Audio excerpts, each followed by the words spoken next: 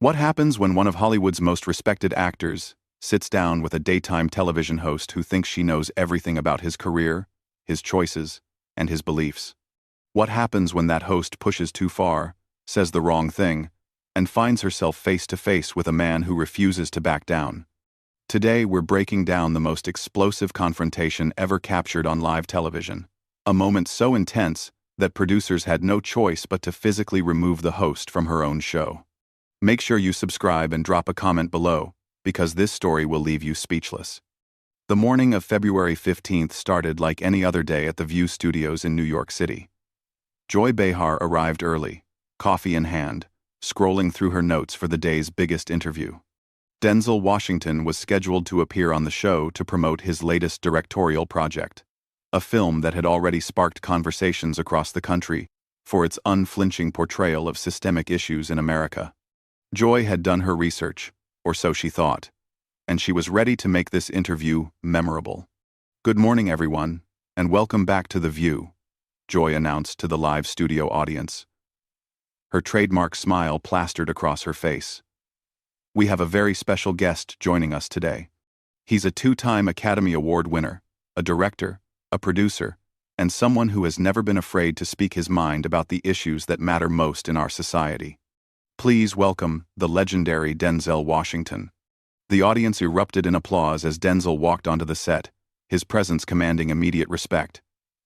He was dressed in a sharp navy blue suit, his posture confident yet humble as he waved to the crowd. He took his seat across from Joy, and the energy in the room shifted palpably. This wasn't just any guest. This was Denzel Washington, and everyone knew they were about to witness something special. "Denzel, thank you so much for being here," Joy began, her tone warm but carrying an undertone that suggested she had an agenda. "I have to say, your new film has certainly gotten people talking. Some are calling it your most important work yet, while others have some concerns about the message you're trying to send." Denzel leaned back in his chair, a slight smile playing at the corners of his mouth. "Well, Joy, I appreciate you having me on the show. As for the film, I think it speaks for itself. We're telling a story that needs to be told, about real people facing real challenges in this country. If that makes some people uncomfortable, then maybe they need to ask themselves why. But don't you think," Joy interrupted, her voice taking on a more confrontational tone, "that as someone with your platform, your influence, you have a responsibility to be more, let's say, careful about the messages you're putting out there? I mean, this film of yours, it's pretty critical of law enforcement, pretty critical of our justice system. Don't you worry about the impact that might have?" The smile faded from Denzel's face, and he sat forward slightly, his eyes meeting Joy's directly. "Careful? Joy, I've been in this industry for over 4 decades. I've played cops, I've played criminals, I've played heroes and villains, but this film isn't about being careful, it's about being truthful. If the truth makes people uncomfortable, that's not my problem, that's theirs." Joy shifted in her seat, clearly not expecting such a direct response. She had interviewed countless celebrities over the years, most of whom were content to give safe, rehearsed answers to avoid controversy. Denzel Washington was clearly not going to be one of those guests. "Truthful," she repeated, her voice dripping with skepticism. "But whose truth are we talking about here, Denzel? Because from where I'm sitting, it looks like you're pushing a pretty specific narrative, one that paints our police officers, our justice system, in a very negative light. And I have to wonder, is that really fair?" The temperature in the room seemed to drop several degrees. Denzel's expression hardened, and when he spoke, his voice was measured but firm. "Fair? Joy, let me ask you something. When a young black man gets pulled over for driving in the wrong neighborhood, is that fair? When a family loses their father, their son, their brother to police brutality, and the officer responsible gets a paid vacation, is that fair? We're not talking about fiction here. We're talking about reality. But surely you can't paint all law enforcement with the same brush." Joy countered, her voice rising slightly. There are good cops out there, Denzel. There are officers who put their lives on the line every day to protect our communities. Don't they deserve better than to be lumped in with the bad actors? Denzel's jaw tightened, and for a moment, the studio was completely silent, except for the hum of the cameras. Of course there are good officers, Joy. But that's not what this conversation is about, is it?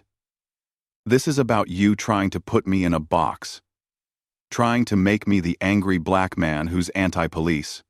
Well, I'm not going to play that game. I'm not trying to put you in any box, Joy protested. But her tone suggested otherwise. I'm simply asking legitimate questions about the responsibility that comes with your platform. You have millions of fans who look up to you, who trust your judgment. When you make a film that portrays law enforcement in such a negative light, don't you think you owe it to them, and to the officers themselves, to present a more balanced perspective? Denzel leaned forward, his eyes never leaving Joy's face. Let me tell you something about responsibility, Joy.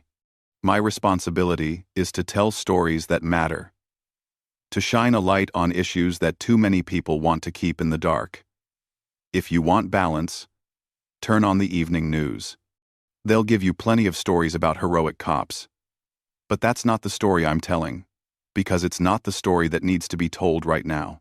The tension in the studio was now palpable, with audience members shifting uncomfortably in their seats. The other hosts of The View sat in stunned silence, unsure of how to intervene in what was quickly becoming a heated confrontation. Joy, however, seemed oblivious to the discomfort she was causing, pressing forward with her line of questioning. So you're saying that your version of the truth is the only one that matters? She asked, her voice taking on a mocking tone. That your perspective is more important than the perspectives of the thousands of law enforcement officers who risk their lives every day to keep us safe? That was the moment everything changed. Denzel's composure, which had been steady throughout the interview, despite Joy's increasingly aggressive questioning, finally cracked. Not in anger, but in something far more powerful. Disappointment mixed with a quiet fury that was somehow more intimidating than any outburst could have been. Joy, he said, his voice so quiet that the audience had to strain to hear him. I think you fundamentally misunderstand what's happening here. The words hung in the air like a storm cloud, ready to burst. Denzel's eyes locked onto Joy's, and for the first time since the interview began, she seemed to realize that she might have pushed too far. But instead of backing down, she doubled down, a decision that would prove to be her biggest mistake of the day. Oh, I understand perfectly, Joy shot back, her voice dripping with condescension.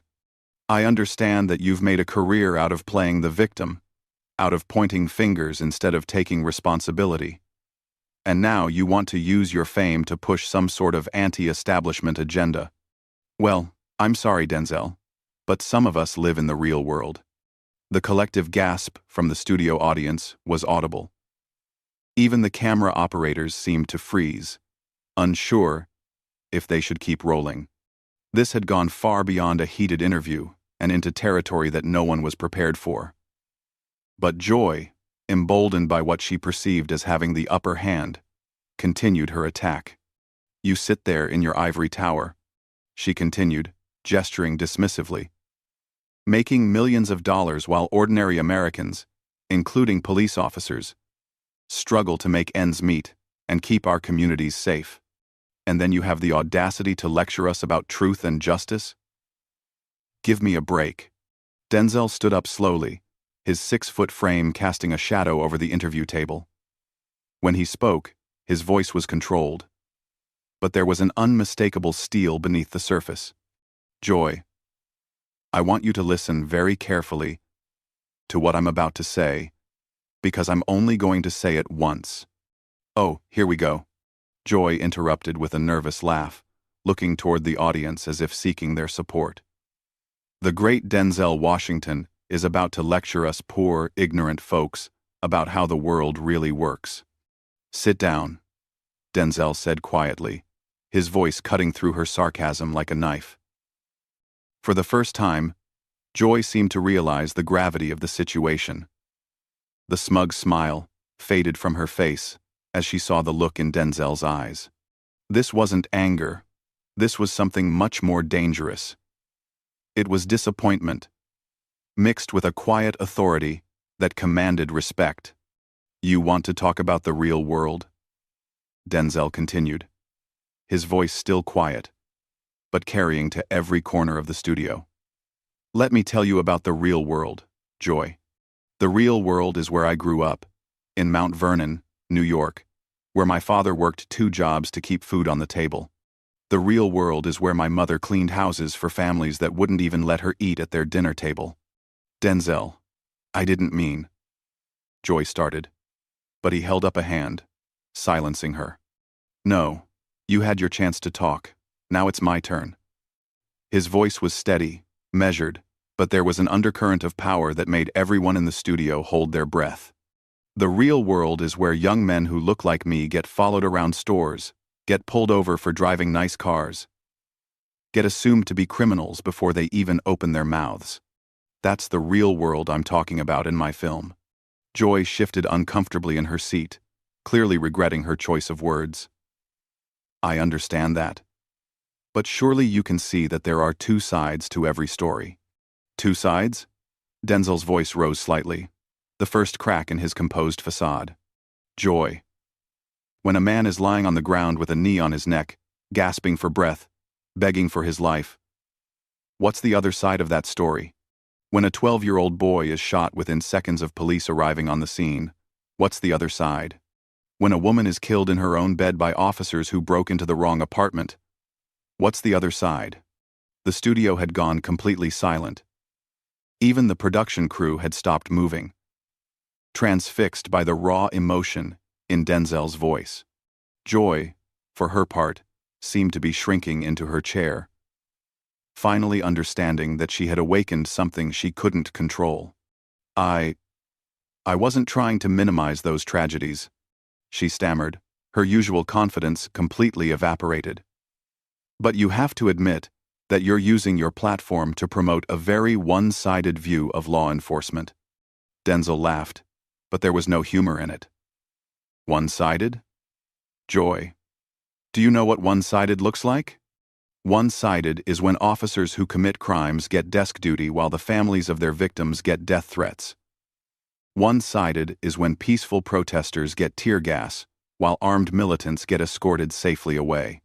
One-sided is when people like you sit in your comfortable studios and tell people like me to be more balanced while our communities are under siege.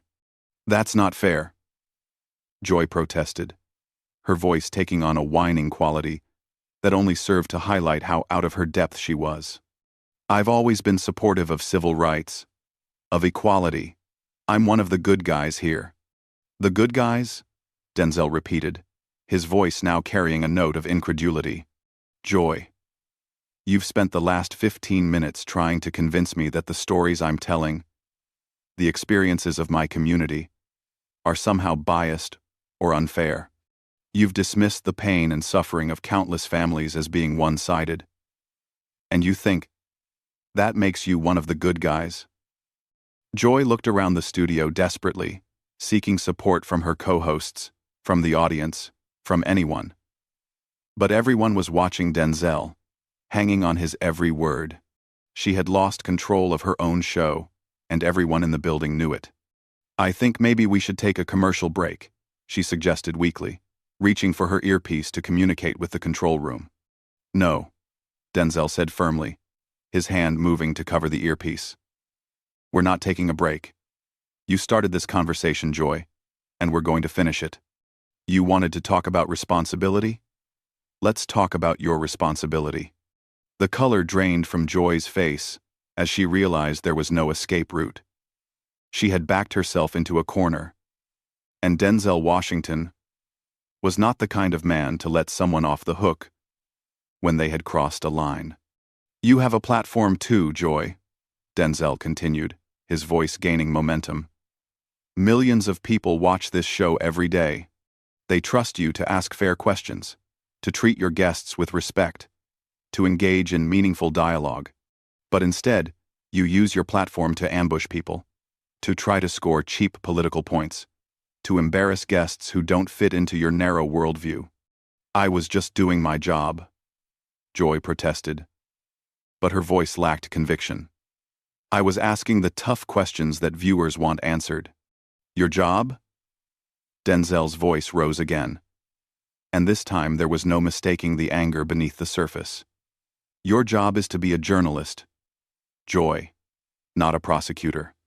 Your job is to inform your audience, not to humiliate your guests. Your job is to seek truth, not to push your own agenda. Joy's face had gone completely red, whether from embarrassment or anger, it was impossible to tell.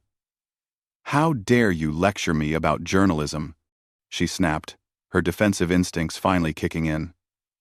I've been doing this longer than you've been making movies. I don't need some Hollywood actor telling me how to do my job. That was the final straw. Denzel's composure, which had been hanging by a thread, finally snapped completely. The transformation was instantaneous and terrifying. The controlled, dignified man who had been trying to have a rational conversation was gone, replaced by someone whose eyes blazed with righteous fury. When Denzel spoke, his voice carried the weight of every injustice he had ever witnessed, every slight he had ever endured, every story he had been told by people who looked like him and had suffered in silence. Some Hollywood actor? He repeated, his voice low and dangerous. Joy, let me tell you something about this Hollywood actor. This Hollywood actor grew up in a world where he had to be twice as good to get half as much. This Hollywood actor has spent 40 years building a career, while people like you questioned whether he deserved every role he got. This Hollywood actor has used his success to lift up others, to tell stories that matter, to shine light in dark places. Joy tried to interrupt, but Denzel held up his hand again, and this time, the gesture carried such authority that she immediately fell silent. But you know what really gets me, Joy? It's not that you disagree with me. It's not even that you're trying to put words in my mouth or twist my message. What gets me is the disrespect. The casual, thoughtless disrespect that you think you can get away with because you're sitting behind that desk and I'm just a guest on your show. The studio was so quiet that you could hear a pin drop. Even the camera operators had stopped adjusting their equipment, afraid that any movement would break the spell that Denzel had cast over the room. Joy sat frozen in her chair, her mouth slightly open, clearly understanding for the first time that she had gone too far.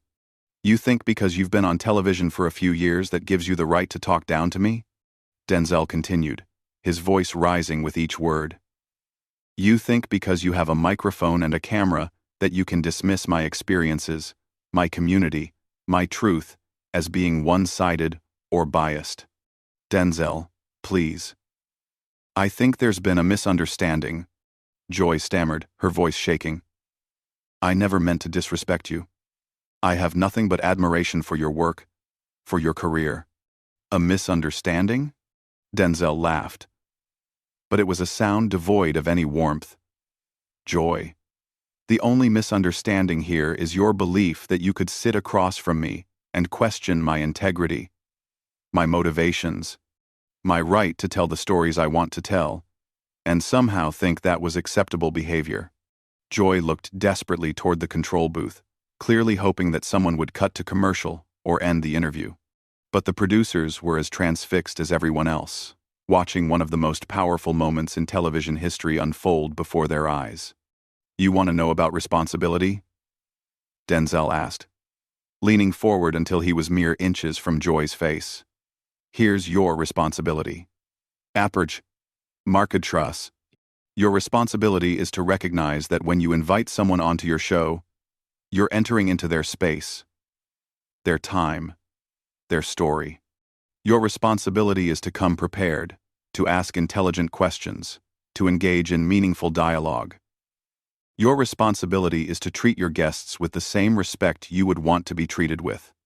I do treat my guests with respect, Joy protested weakly, but even she didn't sound convinced by her own words. Do you? Denzel asked, his voice dripping with skepticism. Is that what you call what happened here today? Because from where I'm sitting, it looks like you invited me on your show so you could ambush me? So you could try to make me look like some sort of radical extremist for having the audacity to make a film about real issues affecting real people. Joy's face was now bright red, and she was clearly struggling to maintain any semblance of composure. I wasn't trying to. I just think that when someone has a platform like yours— Stop, Denzel said firmly, cutting her off mid-sentence. Just stop. Every word that comes out of your mouth is making this worse. You're not apologizing. You're not acknowledging what you did wrong. You're just making excuses and trying to justify your behavior. The tension in the room was becoming unbearable. Several audience members had their hands over their mouths in shock, while others were leaning forward in their seats, afraid to miss a single word. The other hosts of The View sat in stunned silence, completely unable to regain control of their own show. You know what the real tragedy is here, Joy? Denzel asked, his voice becoming quiet again, which somehow made his words even more powerful. The real tragedy is that you had an opportunity today. You had an opportunity to have a real conversation about real issues. You had an opportunity to ask thoughtful questions about art, about storytelling, about the responsibility we all have to each other. But instead, you chose to turn this into some sort of gotcha moment. I was just trying to give viewers a balanced perspective, Joy said desperately, but her voice had taken on a whining quality that only served to highlight how thoroughly she had been outmaneuvered. Balanced? Denzel's voice rose again, and this time there was no mistaking the anger. Joy, there is nothing balanced about dismissing the experiences of an entire community. There is nothing balanced about telling someone that their truth is biased. There is nothing balanced about using your platform to silence voices that make you uncomfortable. At that moment, something unprecedented happened. The audience, which had been silent throughout the entire confrontation, began to applaud. It started with just a few people. But within seconds, the entire studio was on their feet, giving Denzel a standing ovation. Joy looked around in horror as she realized that her own audience was applauding the man who had just thoroughly dismantled her on live television. Cut to commercial, she hissed into her earpiece. But the applause was so loud that the control room couldn't hear her. Cut to commercial now. But Denzel wasn't finished. He stood up from his chair and looked directly into the main camera, addressing the viewers at home with the same intensity he had been directing at Joy. Ladies and gentlemen, he said, his voice carrying over the applause. This is what happens when people in positions of power think they can silence voices that challenge their worldview. This is what happens when journalists forget that their job is to seek truth, not to push agendas. This is what happens when respect becomes a foreign concept. Joy frantically gestured to the producers, and finally, mercifully for her, 2 stage managers appeared from behind the cameras. They approached her chair hesitantly, clearly uncomfortable with what they had been asked to do. Miss Behar, one of them said quietly, we need you to come with us. What? Joy's voice was shrill with panic. This is my show. You can't remove me from my own show. Ma'am, we have our orders, the other stage manager said, gently but firmly taking her by the arm. We need to get you off the set. The audience watched in stunned silence as Joy Behar, the host of The View, was physically escorted off her own set while the cameras continued to roll. Her protests could be heard echoing from backstage as she was led away, but they only served to highlight how completely she had lost control of the situation. Denzel remained standing at the interview table, his composure completely restored. He straightened his tie, looked directly into the camera one final time, and spoke with the quiet dignity that had made him one of the most respected figures in entertainment. The truth doesn't need to be balanced, he said simply. The truth just needs to be told. The cameras finally cut away, but not before capturing one final shot of the empty chair where Joy Behar had been sitting just moments before. The most explosive confrontation in daytime television history was over, but the impact would be felt for years to come. What do you think about this incredible confrontation? Was Joy Behar completely out of line, or was she just doing her job as a journalist?